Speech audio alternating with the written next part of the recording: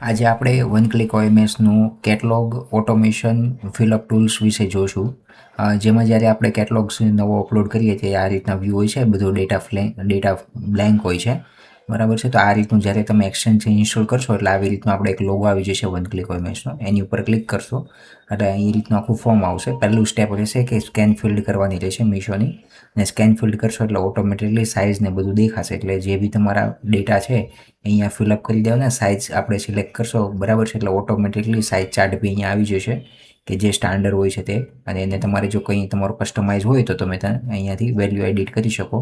અને આવી રીતના તમારું આખી ડેટા બધો ફિલઅપ કરવાનો હોય છે, બરાબર છે. સિંગલ પ્રોડક્ટ કોમ્બો પર એ રીતના. અને પછી અહીંયા ડેટા આપણે એક વખતે સેવ કરી દઈશું. જ્યારે ઓટોફિલ ઉપર આપણે ક્લિક કરશું એટલે જે છે આ સિસ્ટમ ઓટોમેટિકલી તમારા જે કેટલોગ છે ડેટા જે છે એ ઓટોમેટિકલી ફિલ કરતું જશે.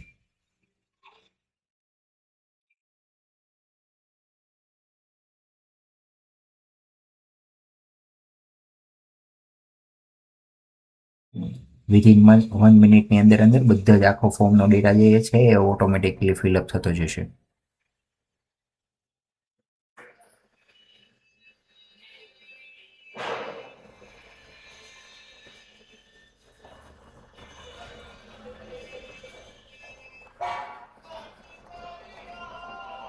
ઓકે, આ રીતનો આખો આપણો ઓટોમેશનનો ડેમો છે.